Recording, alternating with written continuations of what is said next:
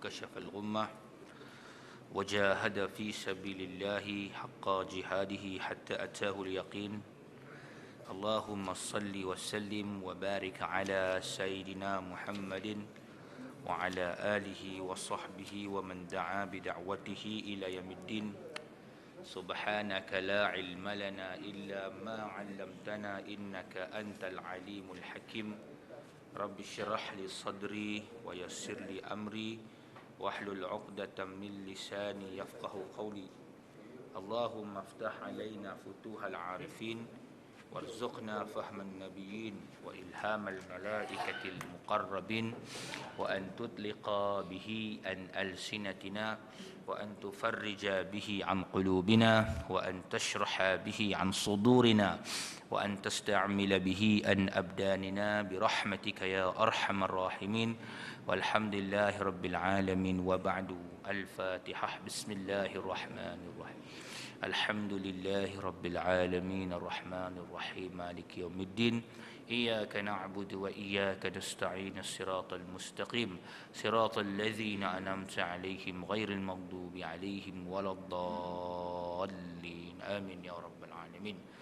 Hari ini kita sambung lagi perbahasan kita yang berkitab muka surat 103. Masih lagi dalam tajuk jihad politik di dalam negara kafir. Berhadapan dengan kenyataan ini, maka apakah hukumnya menegakkan kerajaan Islam dalam setiap negara Islam? Kita bincang dulu dah ya, tentang kewajipan menegakkan ataupun politik Islam di dalam negara kafir. Maka kalau di dalam negara Islam, ataupun setiap negara Islam itu, kita kena faham, kita kena kaji dan kita kena mendalami apakah dia hukum menegakkan kerajaan Islam itu sendiri di dalam kerajaan Islam ataupun di dalam negara Islam. Sesungguhnya sesuatu yang wajib tidak dapat disempurnakan melainkan dengannya, maka ia menjadi wajib. Sesuatu yang tidak sempurna, sesuatu yang wajib tidak dapat disempurnakan melainkan dengannya, maka ia adalah menjadi wajib. Ma la yatimul wajibu illa bihi fahuwa wajibun. Menegakkan atau melaksanakan undang-undang Islam itu wajib. Melaksanakan undang-undang Islam itu wajib. Tak ada siapa kata tak wajib. Memang wajib. Ya. Sebab tu suratun anzalnaha wa faradnaha. Ini adalah satu surah yang kami turunkan dan kami wajibkan, faradnaha, dan kami fardukan, yakni kami wajibkannya, menjalankan hukum-hukum yang ada di dalamnya. Suratun, satu surah. Maknanya hadhihi suratun. Itu kalau bukan tambah Al-Quran nak cerita dia punya terjemahan dalam bahasa Arabnya. Maknanya ini satu surah. Anzalnaha, kami telah menurunkannya. Wa faradnaha, dan kami telah memfardukan untuk dijalankan hukumnya di surah An-Nur ayat yang pertama. Jadi di situ jelas menunjukkan wajib melaksanakan undang-undang Islam atau menjalankan syariat Islam. Tapi dengan syarat pula dia mesti ada kuasa. Mesti ada kuasa. Maka tak sempurna perlaksanaan itu melainkan dengan ada kuasa. Maka wajib tak nak mendapatkan kuasa itu? Jawapannya wajib. Jadi sesuatu yang tidak sempurna wajib atau tidak sempurna sesuatu kewajipan itu melainkan dengan dia, maka maknanya nak mendapatkan kuasa ataupun sesudah memiliki kuasa pemerintahan, maka barulah wajib untuk ia melaksanakan undang-undang itu. Ini bukan rukun ya. Rukun lain, rukun dia fardu ke atas setiap orang. Bila fardu ke atas setiap orang, semacam semayang, puasa, zakat, haji, ada negara Islam ke tak ada, tetap wajib juga. Yang ni nak melaksanakan undang-undang, satu benda yang besar, mesti ada kuasa pemerintah, mesti ada kuasa pemerintahan. Jadi bila sebut pemerintah tu mesti ada kuasa pemerintahan. Maka dialah yang wajib melaksanakannya. Maka kewajipan kita juga ialah memperjuangkan ke arah itu. Itu yang dipanggil iqamatu, menegakkan. Ad-daulatil islamiyati, negara Islam itu wajibatun, suatu kewajipan. Nak menegakkan sebuah kerajaan Islam itu hukumnya adalah wajib. Memang tak ada lagi lah kita kata ada perselisihan pendapat di kalangan ulama dalam hal ini, kan? Sudah disepakati.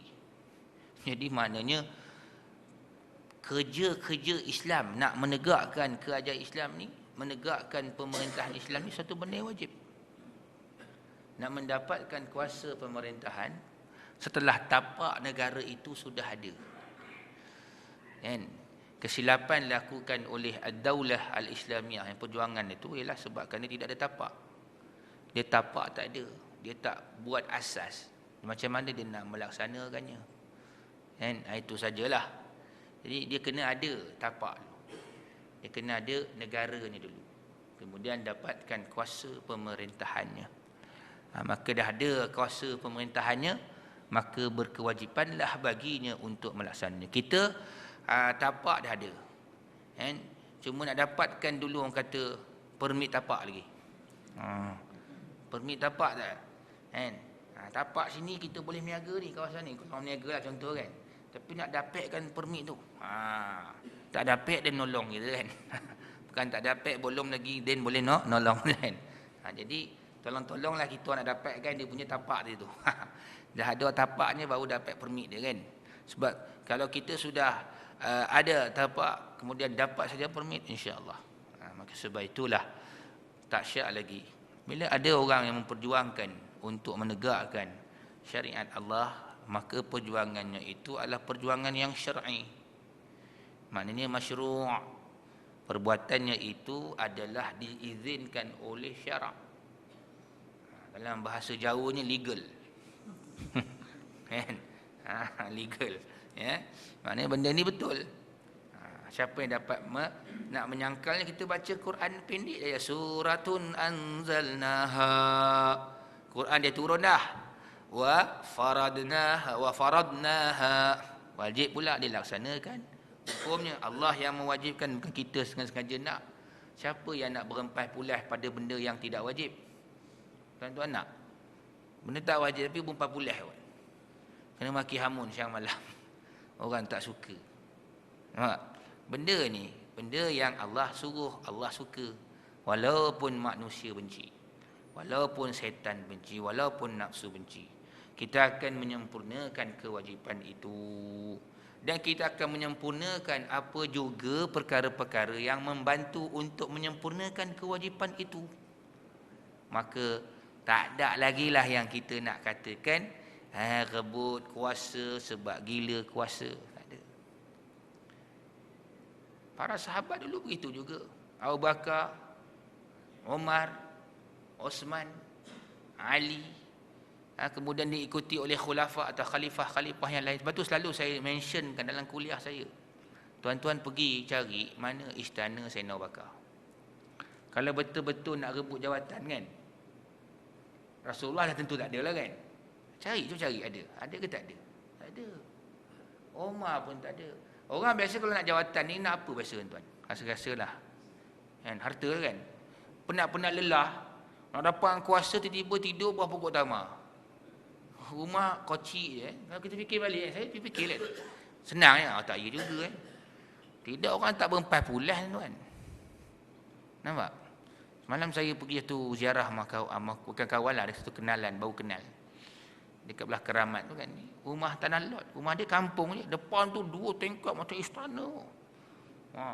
Saya kata ni rumah Datuk ke? Tak juga. Tapi bekas ketua bahagian. Dia bukan cerita politik. Dia nak ceritanya, betul lah sebab orang dapatkan kuasa, kan. Bila ada kuasa. Saya cerita dengan orang tu, betul lah dia dapat kuasa tu. Padalah dapat kuasa. Kuasa, ada projek. Syuk. Buat dia rumah besar. Kan? Itu orang kata bukan saya cerita benda tu hukum syarak suruh, tidak. Nak cerita dari segi kebiasaannya. Tapi yang dalam Islam, Yang luar biasanya nak dapat kuasa sebab nak dapat harta. Itu luar biasa dalam Islam. Tapi pada nafsu, itu biasa, bukan luar biasa. Yang luar biasa pada nafsu ialah dapat kuasa tapi rumah macam tu juga. Nampak tak? Kereta macam tu juga, harta macam tu juga. Itu yang biasa dalam Islam. Tapi yang luar biasa ialah dapat kuasa bertambah-tambah kaya raya. Jadi kau termenung-menung balik, Abu Bakar tak ada istana dia kan. Umar pun tak ada. Osman pun tak ada. Sayyidina Ali pun tak ada. Saya cuba cari juga Muawiyah punya istana besar. Tak ada kan? Kalau ada, cubalah kita buat trip kita tengok. Fikir ni. Kan, buat-buat ni dia buat kuasa. Dia nak apa sebenarnya? Melainkan sebab kerana iqamatuddin. Nak tegakkan agama. Nampak tak? Nak menegakkan agama, tuan-tuan. Nak tegakkan agama ni untuk apa, Ustaz? Kalau orang memainkan agama, ada hukuman dia. Kalau orang mengabaikan agama, disuruh ditegakkan, dilaksanakan, diamalkan. Nampak? Ya. Macam Quran, Quran sebut in kuntum surah Al-Imran 31. In kuntum tuhibbunallaha fattabi'uni. Kalau kamu kasihkan Allah, ikut aku tu nabi. Dia suruh ikut. Tanda kasih. Jadi puak-puak ni semua, kan? Maksud saya para sahabat radhiyallahu anhum ajma'in dapatkan kuasa sebab nak ikut balik apa yang Nabi dah buat. Nanti kita sampai bab nanti tentang awwalu dinukum an-nubuwatu war-rahmah. Awal-awal agama kamu iaitulah apa dia? Kenabian dan kerahmatan. Kemudian ada pula manhaj apa dia? Nubuwah, ikut pula sistem kenabian para khulafa rasyidin. Itu barulah al-malikul ad, al-malikul apa lagi? Apa ni? Pemerintahan yang zalim, lagi zalim, itu baru balik kembali kepada minhaj nubuwah.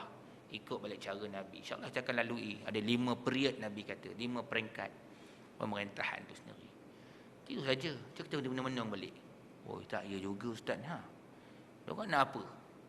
Mereka nak tegakkan agama. Wasiah satu dunia bihi. Dan juga memerintah dunia itu dengan agama. Dia tak ada pun nak harta-harta ni. Kan? Harta tu dia ambil pun untuk keperluan dia, untuk kemewahan. Memperkasakan agama, bukan memperkasakan bangsa. Bukan memperkasakan bangsa. Itu yang kita kena faham. Sampai sekarang Islam tu diperkasakan, diperkembangkan, diperluaskan, diberi bantuan, diperhebatkan lagi, diagung-agungkan, disebarkan lagi di seluruh dunia. Baik, boleh faham Oleh kerana hukum-hukum Allah tak boleh ditegakkan, jihad tidak boleh dijalankan. Dan kesatuan Islam tidak boleh diwujudkan kecuali dengan wujudnya kerajaan Islam di setiap negeri. Macam contoh. Dia kata jihad tak dapat ditegakkan. Kalau hukum Allah tak boleh tegakkan, jihad tak boleh jalankan. Kau tak ada negara. Betul juga kan? Amal ma'ruf nahi munkar tak boleh nak buat lah. Boleh tapi tak berapa perkasa sangat.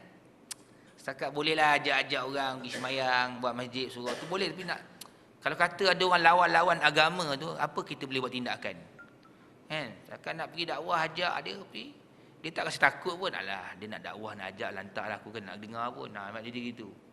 Tak ada macam kata, kalau siapa sesat, kita tangkap dia, kita bicara, kita hukum, tak ada. Memanglah Islam tu tak suruh menghukum, Islam suruh dakwah. Tapi apa guna hukum turun dalam Quran, dalam sunnah? Tanya balik kan? Apa guna dia ada kan itu? Potong tangan. Sebat orang berzina, kita ada juga, kata fikir balik. Tujuannya lah laksanakan lah. Kan kita dah mengaji dalam kitab ni. Awal-awal kita kata dah amar makruf nahi munkar tu jihad. Tak dapat dia jalankan jihad. Itu jihad dalaman lah. Kalau katakan nak jihad lawan orang kafir yang menentang Islam kan, musuh-musuh Islam, tak boleh juga sebab tak ada kuasa pemerintahan. Sebab yang boleh mengisytiharkan jihad ni pemerintah je. Kita boleh isytiharkan, lepas tu kem kemunting lah. Betul juga, tak ya juga. Tak tahulah kalau tuan-tuan punya pandangan macam tu lah kan. Sebab tu saya tak suka mengajar, saya suka bincang.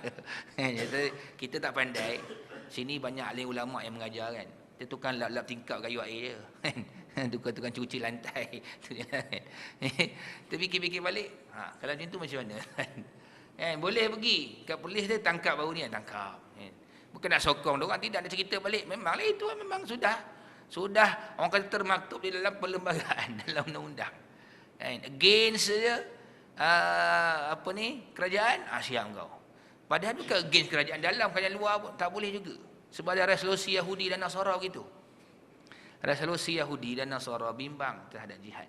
Saya baru balik Mekah tuan, tanya orang sana kan, kenapa ada ulama-ulama yang tak dibenarkan masuk tanah haram dan tak dibenarkan berdakwah di sekitar Saudi Arabia, mujurlah menulis boleh je.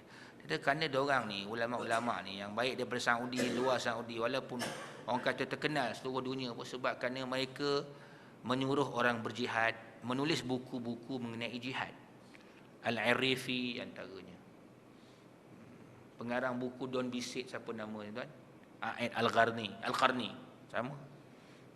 Yang dekat luar daripada Saudi Arabia, Kuwait, siapa nama? Tariq Sudan, sama lah tu. Ya, ini semua antaranya. Bapak nanti dengar tak Dr. Yusuf Al-Qardawi, bukan Yusuf Noh, Dr. Yusuf Al-Qardawi. Kan? Mujurlah Interpol dia tangkap dia pasal dia dapat suaka politik di sebelah Qatar kan. Ni Interpol orang tuduh pula Qatar ni sekongkong dengan Yahudi. Lindung Qardawi, macam-macam. Biasalah tuan-tuan. Dia buat tuduh menuduh ni memang sedap kan. Ya. Tuduh menuduh ni memang sedap lah. Ya. Satu je saya nak tanya lah tuan-tuan, kalau kita dapat kongsi sama lah, boleh fikirlah, tak payah jawab, tapi fikir dalam hati kita, boleh jawablah hati kita jugalah. Kalau Qardawi tu tuan-tuan, sekongkong yang Yahudi, lama dah boleh masuk untuk berceramah dalam siaran televisyen seluruh negara Arab. Jawapannya seluruh negara Arab. Seluruh negara Arab. Mesir mesti boleh masuk. Tak apalah Yahudi pula di Saudi. Saudi dengan Yahudi dekat bunyi tu. Saudi Yahudi dekat lah kan. Nampak tak? Dah lama boleh kan? Tapi fikir balik. Tak semua boleh. Tak semuanya boleh tuan-tuan. Ini dia. Sebab itu, kalau kita lihat balik para hadirin sekalian, sebab itu pentingnya. Lepas dapatnya kuasa pemerintahan Islam tu, mesti pula kena adil. Tak boleh nama ni Islam tapi tak adil. Tak boleh. Dia mesti kena adil. Inilah baru dapat kesempurnaan pemerintahan Islam. Maka ulang balik kan, hukum menegakkan kerajaan Islam itu adalah wajib untuk melaksanakan hukum Allah Azza wa Jalla. Kerana itu merupakan satu tuntutan kepada kita sebagai orang Islam. Ya, untuk menjalankan perintah-perintah Allah, antara termasuklah jihad fi sabilillah, amar ma'ruf nahi munkar. Ya. Kemudian lagi apa dia lagi? Dia kata, maka membentuk keadaan ini adalah menjadi wajib ke atas orang-orang Islam di setiap negeri itu. Termasuk orang-orang lain yang boleh membantu mereka. Siapa yang boleh bantu kita? Mereka itulah yang akan mendapat pertolongan sisi Allah Subhanahu Wa Taala, sebab dia bekerjasama untuk membantu menegakkan sebuah kerajaan Islam.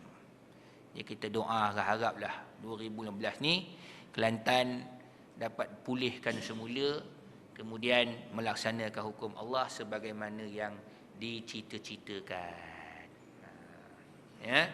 Tapi ada juga orang ta'assub, bagi tadi ustaz cerita tadi ada dalam WhatsApp, pergi ceramah dekat bandar Tun Hussein On. Kan? Dia kata Kelantan kena bala sebab kerajaan PAS kata dia. Kan? Makan kayu balak je. Kan? Macam-macam seleweng duit. Tu dah ta'assub sangatlah tu. Kan? Mesti mujur ustaz lain kena, dah saya tanya je. Yang bagi bantuan letak cap cacing siapa dulu? Kan? Siapa yang berpolitik ketika bagi bantuan? Cuba cari bila orang hantar beras cap bulan ada. Ada ke beras cap bulan?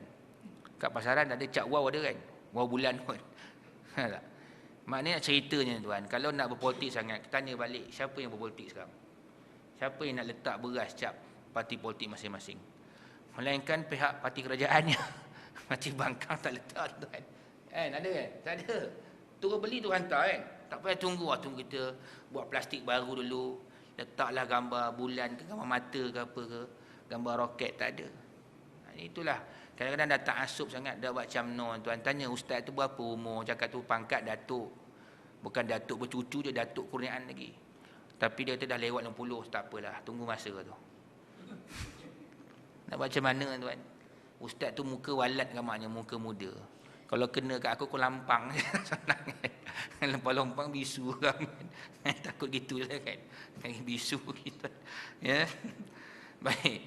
Jadi sebab itu bila orang kena musibah-musibah macam ni, kan? Dia nak cerita pasal politik. Orang akan teraikkan pula, habis kat Pahang tu siapa pemerintah? Kan? Kat Perak siapa pemerintah? Siapa yang makan kuih balap pula Perak?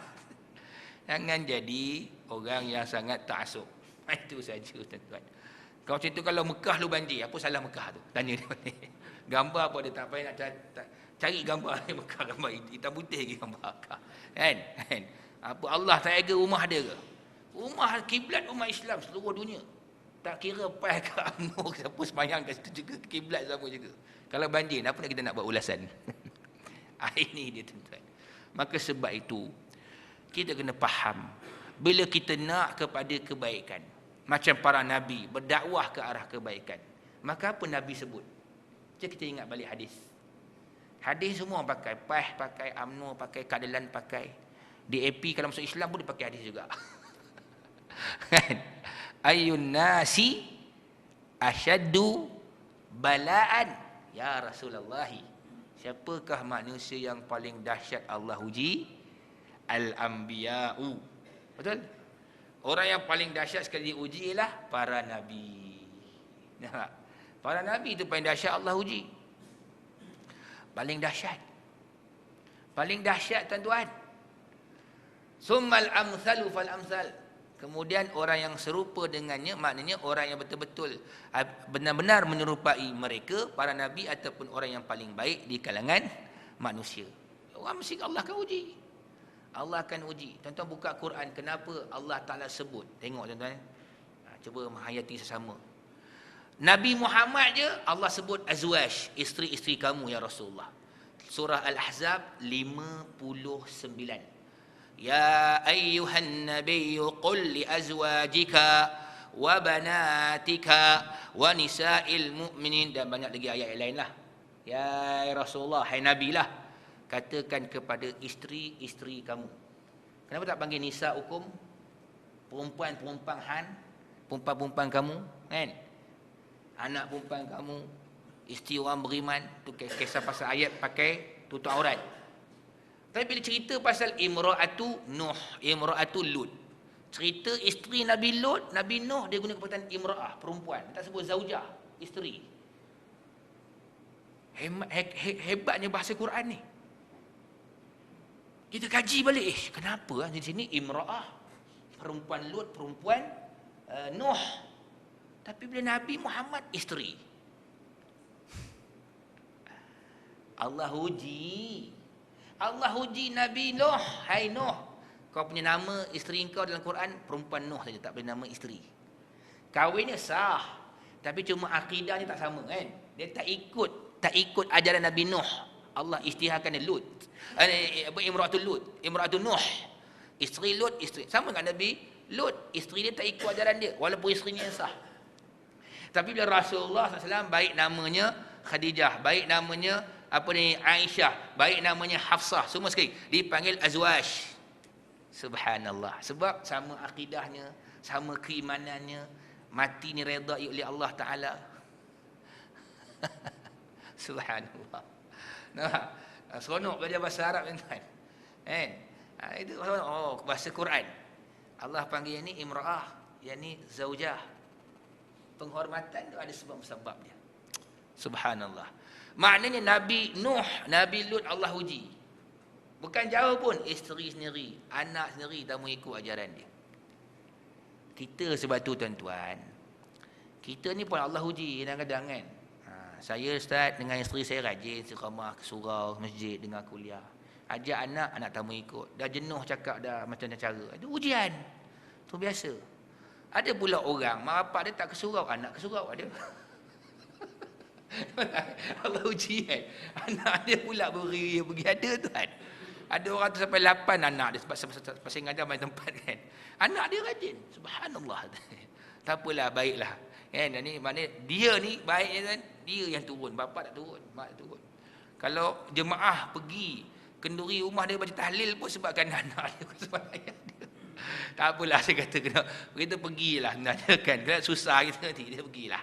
Kan inilah kita meraihkan orang-orang yang walaupun zuriatnya ramai, satu je Allah pilih. Jangan kita cela dia. Nabi Nuh, Lut, itulah Allah uji juga. Ini penyampai lantikan Allah. Maknanya Allah uji. Kesimpulan ceritanya, bila nak baik Allah mesti uji dulu. Proses apa tuan-tuan? Pertama, menaikkan darjat, diampunkan dosa, mendapat lagi pahala bila diuji. Subhanallah. Selalu saya cerita ke orang, kawan-kawan kita kan, ada orang diuji keluar-keluar daripada surau, motor hilang. Ada orang motor tak hilang tapi saman dia banyak. Allah uji saman dia banyak. Ini dia. Itu ujian juga tu. Ustaz, saya alhamdulillah Ustaz, pergi masjid, pergi surau, slipper tak hilang. Walaupun saya bawa mahal kan, slipper RM90. Kan nak cerita riak tak Ustaz? Kawan saya slipper RM5 pun hilang. Kan? Betul Ustaz, kawan saya bawa motor dia hilang, motor saya tak hilang, tapi bezanya motor saya banyak saman. Itu ujian tu. Ujian kan. Maknanya kalau kita diuji ni, redha lah nak buat macam mana. Bila ada orang yang telah buat ta'assub, dia tak pernah rasa diuji ni untuk dia la'allahum yarji'un, supaya bertaubat. Itu dia sombong tu, tak habis-habis. Kan? Duk cakap orang lain silap. Jadi inilah susah tu, maka tidak ada muhasabah. Tu kita selalu sebut, apa dosa kita, apa salah kita. Baru-baru ni kita dengar bencana ataupun nahas flight Air Asia, sama juga kita fikir balik. Sebab dia kena muhasabah. Kita bukan duk seronok mending jari, sebab Quran ajar kita la'allahum yarji'un. Lepas tu saya tuan-tuan ajak sahabat-sahabat kita, para pendengar semua, balik pada Quran. Quran kata sendiri la'allahum yarji'un. Bila buat dosa je, sebab kena bima kasabat aydin nas, sebab bala turun sebab dosa tangan manusia. Bukan ustaz sebut, bukan penceramah sebut. Tapi tak tahu pula diorang ni kita tafsir lain kot barangkali. Mungkin kita tafsir orang lain kot kan. Tafsiran lain. Tapi jangan main. Tafsir jangan sebarangan. Sesat dia terang. Jadi ini. Jadi kita ajak orang supaya kembali bertaubat. Baik. Kemudian lagi kita. Jadi disebut tadi, orang Islam lain mesti bantu nak tegakkan kerajaan Islam. Tak bantu, dosa kita. Ada yang nak bantu? Saya Ustaz, alhamdulillah. Saya nak lawan Ustaz, bantu lawan. InsyaAllah lah. Kan? Tak doa masuk neraka, doa dia dapat hidayat dah lah. Kalau dah mati dapat hidayat, tak ada dia nolong nak macam mana kan. Itu dia. Ya. Setengah-setengah orang Islam memahami bahawa ikut serta bekerja untuk menegakkan kerajaan Islam di setiap negeri adalah fardu kifayah, dengan erti bahawa jika sebahagian daripada orang Islam telah melakukan usaha itu, maka dosa orang lain turut terhapus. Ni bagus perbincangan dia ni, kan? Kalau negakkan kerajaan Islam ni adalah fardu kifayah, kan? Fardu kifayah. Jadi makna sebahagian orang buat dah cukup, sebahagian tak payah buat. Oh gitu ke? Baik, kita bincang pula. Baik. Fahaman ini memangnya betul jika jumlah orang yang mengambil bahagian sudah mencukupi. Betul juga. Tapi nak tegakkan negara Islam ni, berapa orang yang perlu kena ada? Mungkin juga fardu kifayah. Dia tengok bilangan lah. Bilangan kau cukup lah. Tak cukup juga. Macam mana Kita buat samaan macam salat jemaah lah. Salat jemaah ni, kalau tak cukup orang, maka berdosa satu kampung. Kalau ikut kaul mazhab Syafi'i lah. Kalau 3 kan. Pertamanya ada yang mengatakan solat jemaah itu fardu ain. Yang kedua fardu kifayah. Betul orang banyak datang, fardu kifayah tu fardu tak payah. Kemudian sunat muakkad. Syarat sah solat jamaah itu ialah mesti kena ada 2 orang. Itu untuk solat jemaah. 2 orang boleh lah. Kalau nak ngundi 2 orang manggalah lah. Tak cukup juga kan. Dia kena faham tu. Dia kena faham tu. Dia kalau sistem undi ni dia mesti ramai. Ramai mesti menang, sikit kalah. Kena ramai. Pada masa tu tak boleh dah pakai kifayah. Tapi bila dah ada yang berkuasa, kan? Siapa yang berkuasa tu pula yang wajib melaksanakannya. Jadi dalam konteks ini, dalam konteks kenyataan ini, mana dalam parlimen tu dia mesti mendapat sokongan majoriti kan? Majoriti tak? So orang dalam parlimen tu pula wajib dia untuk buat undian tuan-tuan. Kita kat luar ni hanya tunggu saja keputusan dia. Gitu dia. Ini betul boleh pakai ni. Betul lah, fardu kifayah. Mana kita tak payahlah. Kita tunggu je. Kan? Apa utusannya? Saya sendiri cadang untuk dapat laksanakan. Orang penat aku undi kau. Kita pula tak bersalah. Dulu kita ingatkan, dia kata okey, saya akan fight dalam parlimen. Dapat jawatan lain nak cerita dia. Nampak? Itulah penting di dalam perjuangan Islam tu ada bai'ah. Nampak tak? Boleh faham?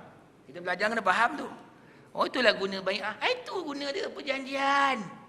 Bukan main-main. Islam ni agama yang bukan main-main. Macam Quran. Quran ni rujukan untuk apa? Agama Islam. Innahu laqaulun fasl wa ma huwa bil hazl. Quran qaulnya fasl. Perkataannya itu suatu ketetapan. Fasl. Sudah mu'tamad, bukan main-main. Begitulah ajaran agama. Mesej agama. Perjuangan menegakkan agama dia bukan benda yang main-main. Satu, para hadirin hadrat sekalian, kena balik faham balik. Menegakkan kerajaan Islam ni suatu perkara dasar. Usul, bukan furuk. Tu yang banyak orang tak faham. Kita banyak telagah benda furuk. Kadang-kadang mempertahankan benda cabang. Benda cabang, tuan-tuan. Ada orang nak beragak maulid, ada orang yang tak nak. Bergaduh situ. Kalau ustaz, dia nak ustaz. Kalau orang tu dah biasa buat, buatlah. Kalau dia tak nak buat, sepakat tak nak buat, tak nak buat. Tanya dia, benda ni usul ke furuk? Yang Quran suruh ialah ikut Nabi. Tu tadi saya baca ayat tadi, 31 ni, fattabi'uni. Al-Imran kan? Dalam televisyen pada rancangan fattabi'uni. Ada? TV Al-Hijrah kan? Fattabi'uni, yang Syekh ceritakan sunah-sunah Nabi. Ikutlah aku, ikutlah aku. Dia suruh ikut, bukan suruh beragak. Tu saja kan?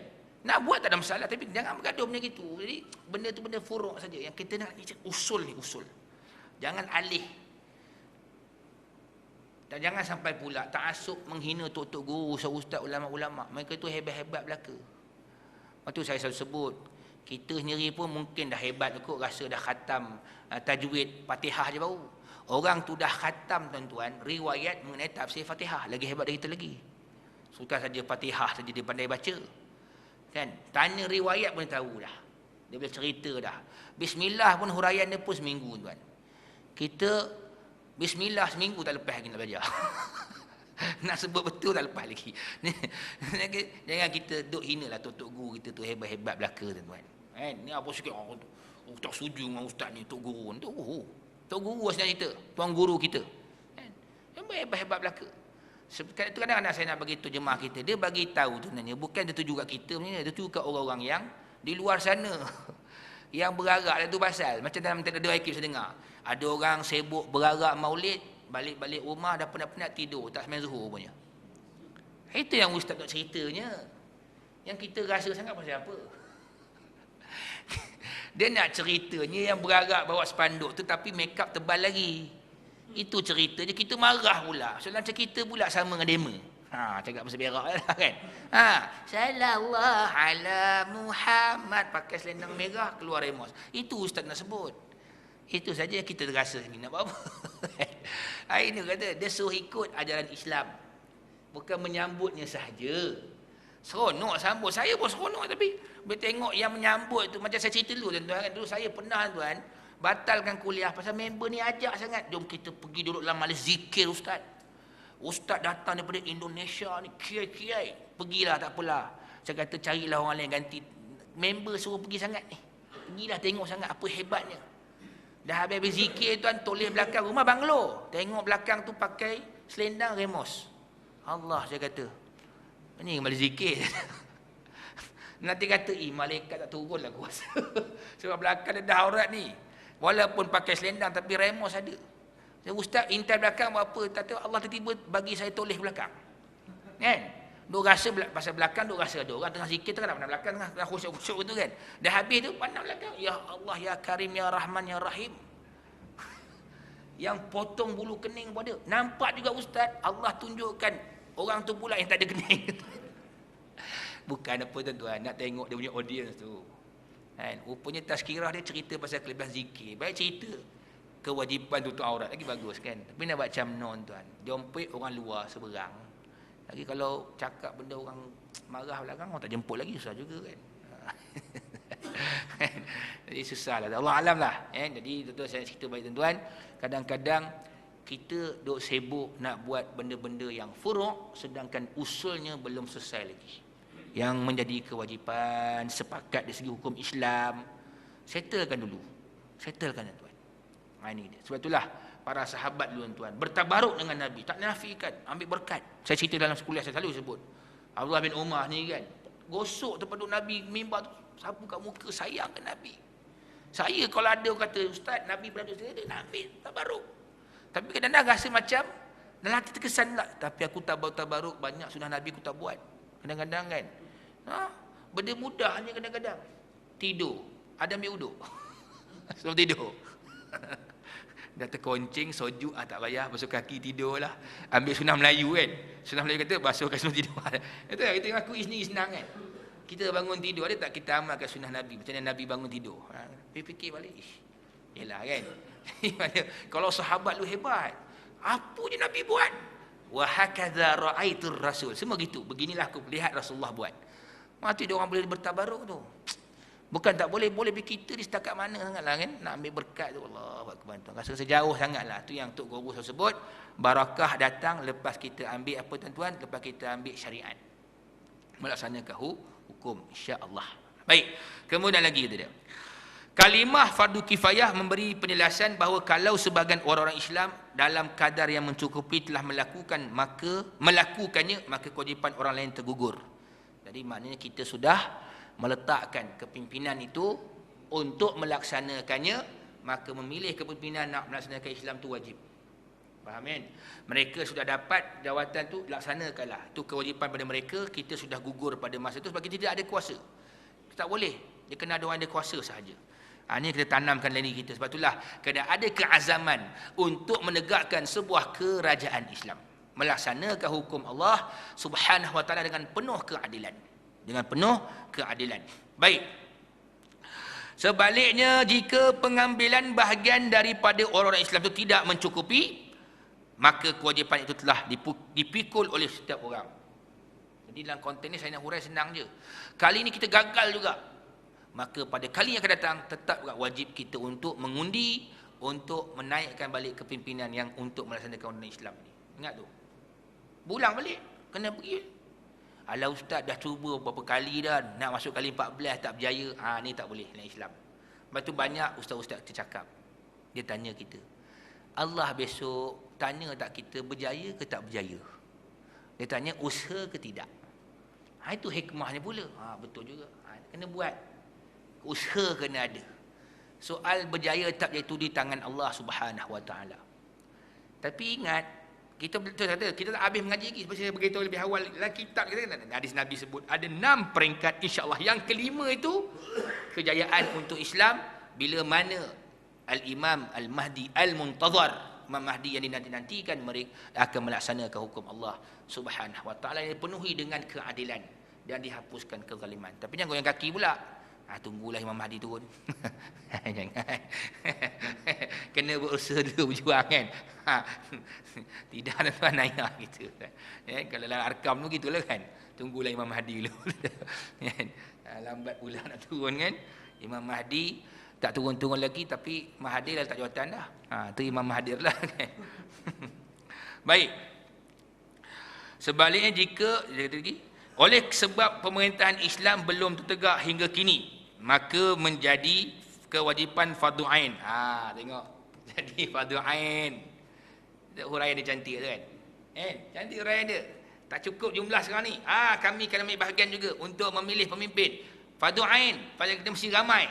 Fardu ain pada setiap orang Islam berusaha untuk menegakkannya.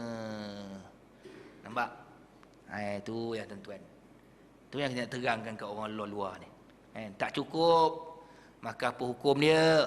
Hukum dia kena bagi cukup. Nak bagi cukup tu hukum dia pula wajib.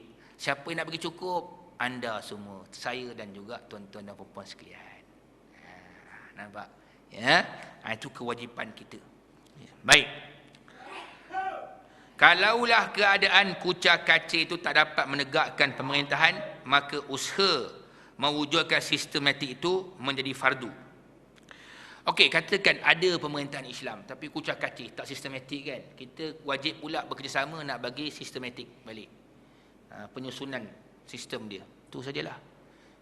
Jangan jadi orang Islam yang asyik ngentam, alah tak ada sistematik lagi tu gini. Sumbangkanlah idea-idea kita, ilmu-ilmu kita yang kita ada.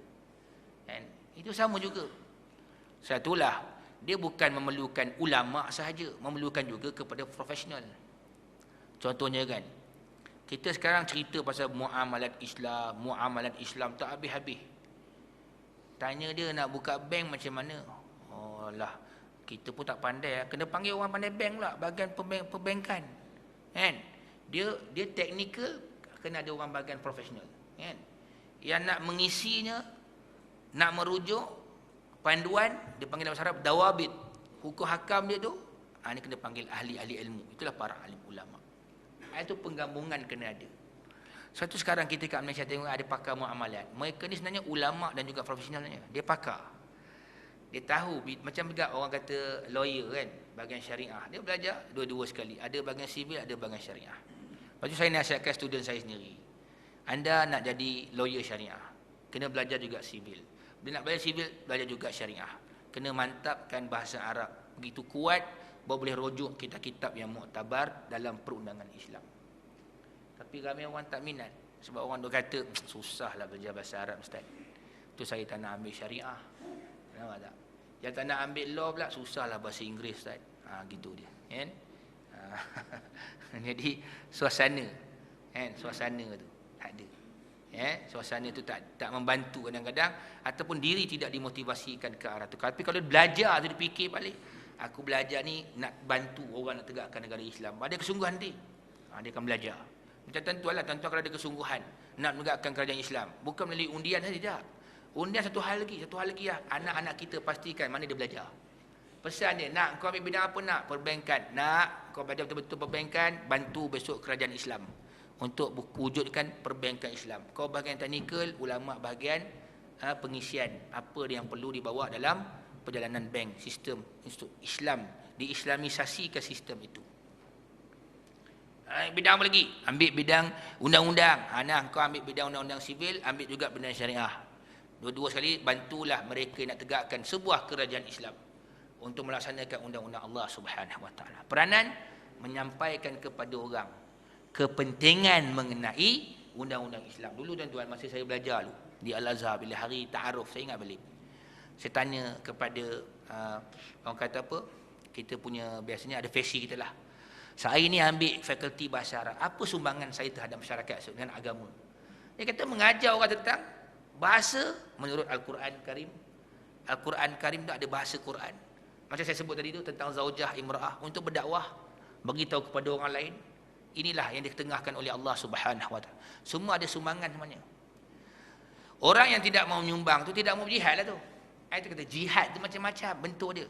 Menyumbangkan ilmu, disampaikan kepada masyarakat merupakan satu tugas jihad. Sampaikanlah tugas. Tuan-tuan yang ibu ada kuasa pegang surau ni sama juga. Kan? Laksanakanlah tugas mengambil para pendakwa penceramah untuk menyampaikan agama. Itu sama jihad semua. Itu dia katakan al-alimu wal muta'alliman al-alim wal muta'allimu syarikan fil khair. Orang yang mengajar, mana orang yang alim. Kemudian al-muta'allim, orang yang belajar. Dua-dua tu sama-sama bersama-sama dalam kebaikan. Berkongsi-kongsi mendapat pahala kebaikan, insya-Allah. Baik. Kalaulah perpecahan itu tidak dapat mewujudkan pemerintahan, maka mereka mewujudkan kesatuan orang-orang Islam menjadi fardu. Sekarang ni negara Islam tak tertegak sebab tidak ada penyatuan orang Islam kan. Wajib menyatukan orang Islam pula. Satukan mereka. Jangan bagi mereka bergaduh. Satukan mereka. Betul, selalu saya sebut dalam kuliah, kewajipan melaksanakan undang-undang Allah ni adalah pada orang Islam, tanpa melihat kepada faham politik. Itu je. Tapi bila ada pula ustaz-ustaz yang ceramah pula macam menghina. Ni dendangan-dendangan lagu nak masuk pilihan raya negara Islam, muka hudud. Kau sepatutnya kau menyokong. Kan kau pergi mendendang kan. Memanglah kerja kau ceramah mendendang kerja. Kan aku tendang kamu tahu. Kadang-kadang kena kasar cara kan. Ini soal undang-undang Islam. Itu yang silap ni dia sebut undang Islam, hukum hudud dia orang pas. Aqisah dia orang pas. Itu silap. Orang Islam yang suruh. Quran dengan sunnah suruh. Itu yang silap itu. Dia nampak yang itu. Nampak tuan-tuan? Almarhum Profesor Dr. Ahmad Ibrahim sampai sekarang diabadikan nama dia di UAE tu. Kan? Kuliah Ahmad Ibrahim. Antara yang menyarankan di Malaysia untuk melaksanakan undang-undang Islam, tuan-tuan. Agak-agak apa parti profesor tu, tuan-tuan. Kita tak pandang yang tu. Kita pandang sebab sebutan kata-katanya, ilmunya dicurahkan untuk pelaksanaan undang-undang Islam di Malaysia, khususnya buat di negara kita, tanah air yang kita cintai, tuan-tuan. Ini dia. Kalaulah di sana ada jalan untuk mencapai pemerintahan, maka mengharungi jalan itu menjadi fardu. Dan kalaulah pemerintahan itu memerlukan persediaan dan agensi, maka mewujudkan persediaan dan agensi itu menjadikan ia sebagai satu kefarduan. Kena ada jemaah nak menyatukan orang Islam, kena pula ada institusi, kena pula ada mahatnya, ada pula tempat belajarnya, nak bagi orang faham. La haula wala quwwata illa billah lazim. Benda ni yang kadang-kadang orang terlepas pandang. Satu Ibnu Abbas memesan kepada kita, belajarlah untuk menegakkan agama. Ibnu Abbas sebut, belajar untuk menegakkan agama. Bukan belajar saja untuk belajar diri sendiri nak beramal, tapi nak menegakkan. Besok orang kata kau nak tegakkan, kau ilmu pun tak ada. Saya sekadar ada ilmu, mesti tegakkan. Inilah biasanya alasan-alasan biasa orang akan sebut. Alah, nak tegakkan negara Islam, ilmu pun tak ada. Sekarang kita dah buka dah sekolah-sekolah agama. Dah ada tempat pengajian. Baik surau, baik masjid, baik di universiti, baik sekolah. Apa lagi? Dah keluar dah macam-macam profesor bidang tu bidang ni, bidang agama. Apa lagi? Tak cukup lagi ke? Lepas tu saya kata dah, alang-alang meneluk perkasam biar sampai perkalengan. Tak payah jadi munafik, sebut je kami tak nak undang-undang Islam. Ke senang? Ni konah sana, konah sini, sebut je. Saya munafik ustaz. Lagi senang. Saya tak nak undang-undang Islam. Kan? Betul juga. Kadang-kadang fikir kan, bagus juga. Bukan bagus sokong. Tak ada. Dan ceritanya bagus juga dia mengaku dia tak nak Islam. Dia senang. Satu. Di dalam dunia ini, yang paling senang kita berbicara orang kafir je. Tahu dia kafir dah. Yang susahnya ialah orang munafik ni. Tu dia tuan. Itu yang kita kena sedar. Antara gangguan-gangguan, halangan-halangan nak menyatukan orang Islam sebab kerana adanya orang-orang munafik. Itulah yang Allah sebut terlalu banyak dalam surah-surah Quran itu tentang orang-orang munafik. Baik. Kemudian lagi kita dia. Inilah yang dinamakan kerja politik. Al-amalus siyasi. Dengar politik orang Melayu pun sensitif juga. Macam orang resdung kena belacan. Kan? Tak boleh tak. Inilah dia. Itulah tujuan dia. Yang dipanggil adanya al-amal as-siyasi, kerja-kerja politik. Kan? Kita nak bawa orang kepada mengislamisasikan sistem pemerintahan. Maka kerja kita tu kena banyak berhikmah dan berhemah. Ini dikatakan politik penuh dengan strategi. Strategi. Kena pandai menarik perhatian masyarakat dengan berbagai-bagai bentuk dan cara. Betul, dakwah ni kita kena faham. Realiti dakwah ni berbagai-bagai cara. Yang penting apa matlamat dia. Itu saja. Yang penting apa matlamat dia. Matlamat dia, ustaz, kami nak menegakkan negara Islam. Okey, silakan. Tapi kalau nampak tak ada macam nak negakkan negara Islam, banyak nak menyanyi je susah juga. Kan? Itu dia. Jadi mana dia boleh, tu sampingan je. Tapi orang kata ada mesej sebalik. Itu yang cantik tu. Ada cantik tu. Kita nak bawa orang berhibur supaya orang kenal agama, akhir cinta pada Islam. Jom kita ajak dia pula untuk mendengar kuliah. Macam tu. Pada akhirnya rasa cinta pada agama, akhirnya dia sama-sama bekerjasama nak menegakkan Islam. Kita bersatu untuk menegakkan hukum Allah Subhanahu wa ta'ala. Fikir tang tu je. Tapi biasalah, masing-masing ada bujah pula. Satu kumpulan pula kata, Nabi lu orang tawarkan kuasa kat Mekah, dia tolak. Dia tak ambil kuasa tu. Tanya balik tu kat Mekah, kat Madinah pula. Wabillahi taufiq hidayah sampai tu lagi. Itu pula. Itu biasalah. Itu biasa. Kita pun seronok benda itu. Kita dengar orang punya Pahaman dia, oh pahaman dia gitu pula.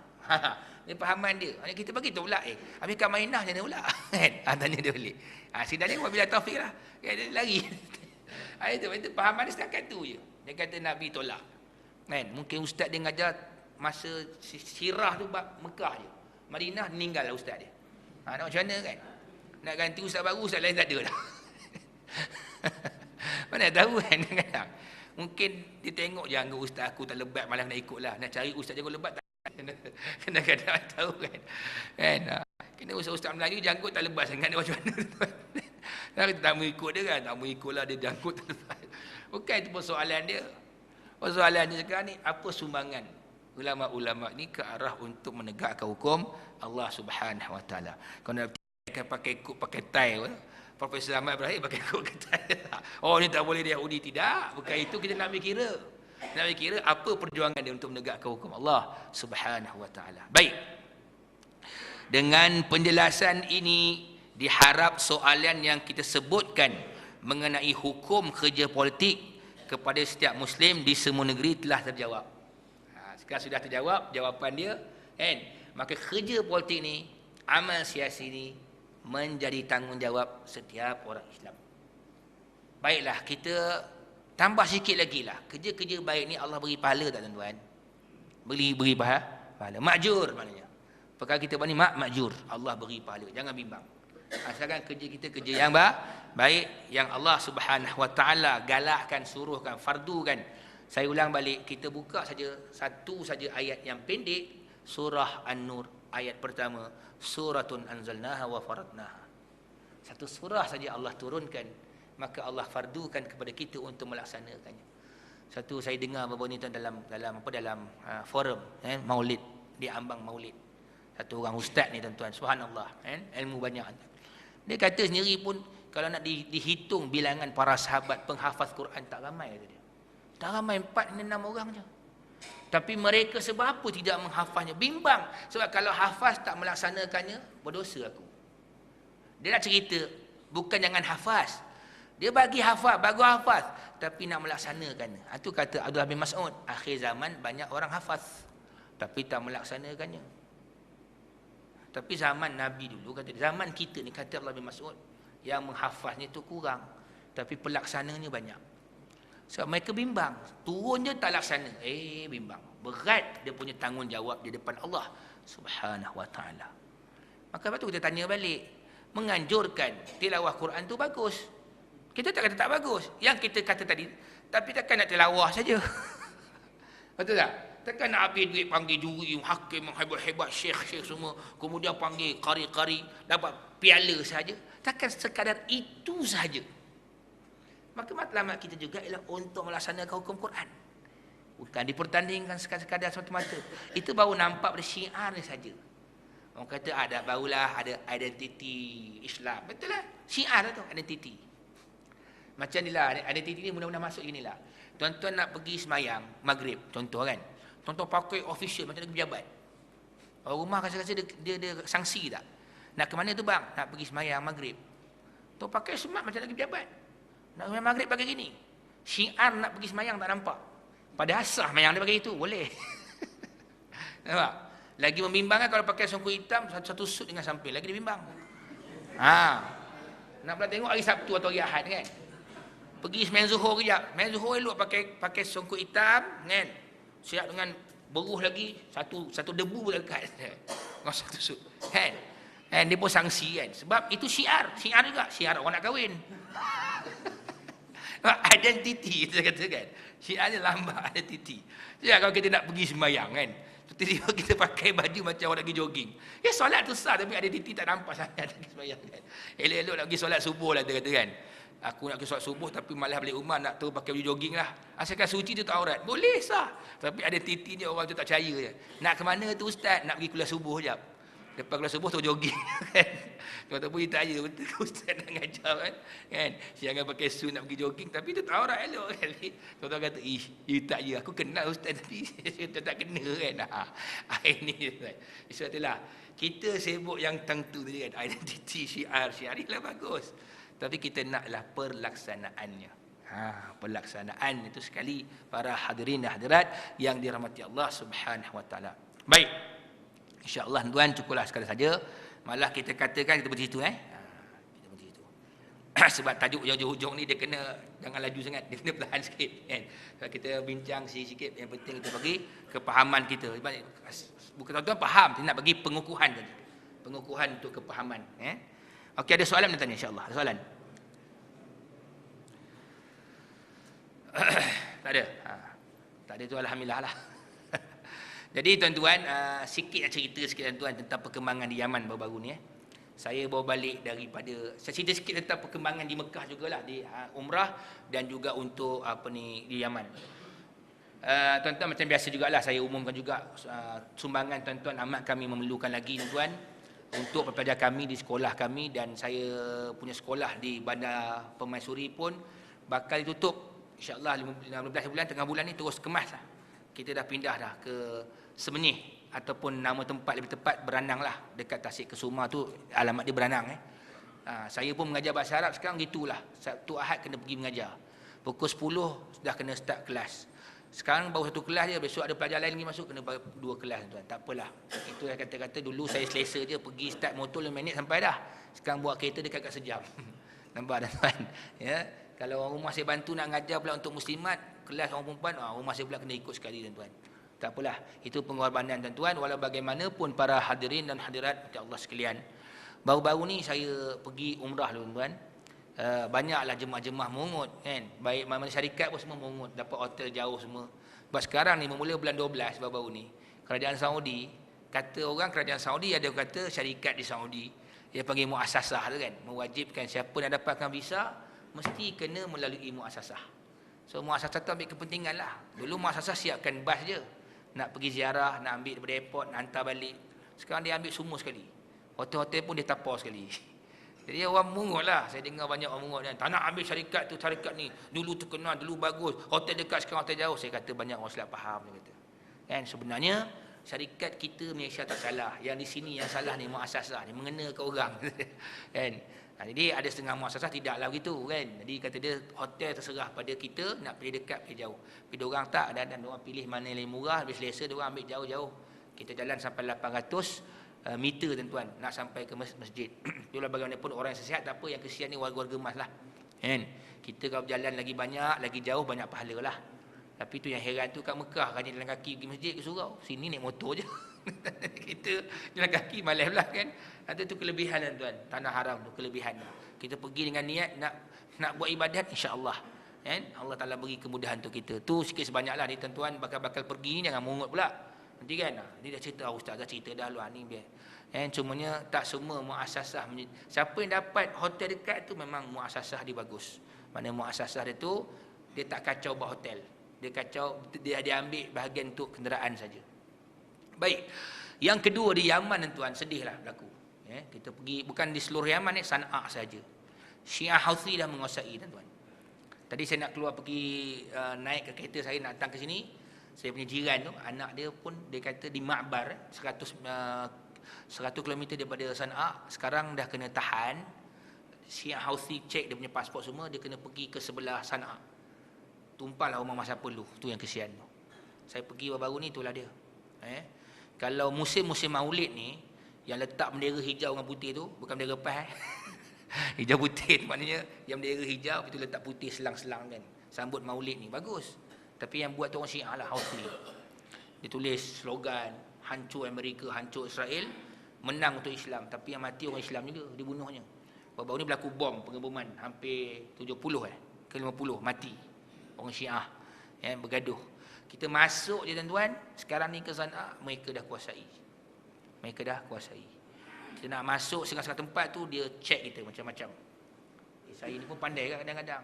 Kan? Dia check bag tu, ni ada apa ni? Jangan risaulah, aku pun cinta Ahlul Bait. Masuk. Malah cakap banyak. Malah cakap banyak tuan. Kadang saya gurau dah. Aku pun ada buat bom ni, pistol, ada gelar kan. Dia masuk. Kan? Risau sangat dia tuan. Kadang-kadang bahaya cakap gitu kan. Dia kadang runsing. Tengok semua nak masuk mana sempat, semua dia kawal. Bukan tentera tu. Dia bukan tentera beruniform, tentera yang tidak beruniform. Pegang dia punya senjata. Dia sama kisah macam mana sempadan Iraq dengan Syria yang dikuasai oleh ISIS kan, itulah suasana dia. Tapi yang ini bukan ni Houthi. Ya. Jadi itulah menyebabkan kami berniat nak menghantar semula para pelajar kami pada hujung bulan Februari. Macam mana pun saya meninjau lagi keadaan di sana. Meninjau lagi keadaan sana. Kalau betul-betul selamat kita akan hantarlah. Cuma ni nasihat ikhwan muslimin di sana tuan-tuan. Hantarlah anak-anak itu belajar di sekolah kami. Darul Quran juga tapi yang kami punya. Hantar situlah. Ya. Tadi saya pergi lalu ziarah tak lalu tengok alhamdulillah bangunan mungkin masih selamat lagi. Darul Quran. Tuan-tuan alhamdulillah ya, walaupun setengah tempat diserang, Jamiatul Iman serang. Saya pergi Mekah saya tanya juga orang ikhwan Yaman, kenapa korang tak melawan? Dia kata cuba baca Quran surah Al-Maidah cerita mengenai Habil dan Qabil. La in basatta ilayya yadaka litaqtulani ma ana bibastin yadiya liaqtulak. Inni akhafu Allah rabbal alamin. Kalau kau nak bunuh aku takkan bunuh kau sebab aku takut pada Allah Ta'ala. Artinya, rupanya perang baru-baru ni tuan-tuan. Bila berlaku je Syiah Houthi perang nak rampas kuasa. Syiah, Ikhwan tak lawan. Dia kata biarkan mereka memberontak, melawan, kita diam.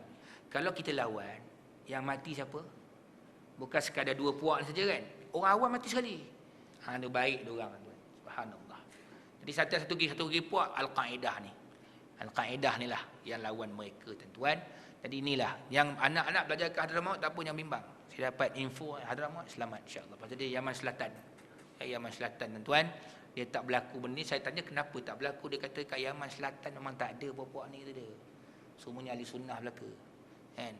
Kalau ada sikit pun ahli punah waranah lah. Wal hancur wa berkecai waranah. Baik, jadi itu dia kata sebelah selatan dia sebelah Hadramaut tu selamat. Ya Sana'a ni. Jadi Ma'bar tempat saya sebut itu, Ma'bar tu memang diorang cukup marah sangat. Sebab diorang ni mengaji sunnah. Mengaji sunnah hebat. Kan? Banyak menghafaz kitab-kitab hadis dan juga tafsir Quran. Jadi buat-buat ni marahlah. Sebab orang ni penegak kebenaran. Jadi itulah belajarkan Ma'bar. Saya dapat maklumat pun 16 orang pelajar je yang belajar sana pun. Mereka disiasat oleh pihak-pihak orang kata pemberontak ni. Sebenarnya diorang ni bukan kerajaan sah, memberontak je. Yang memerintah masih lagi pemerintah lama, tapi ialah seakan ikhwan nasihatkan mereka, parti Islah nasihatkan kita janganlah melawan, nanti ramai lagi nyawa-nyawa yang tak berdosa meninggal dunia tuan. Ya, ini cerdiknya ikhwan muslimin di Yaman.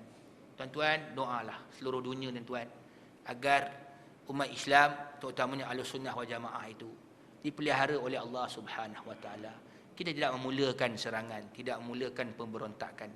Tapi cuma saya nasihatkan tuan-tuan puan sekalian, nasihat saya tuan, kan?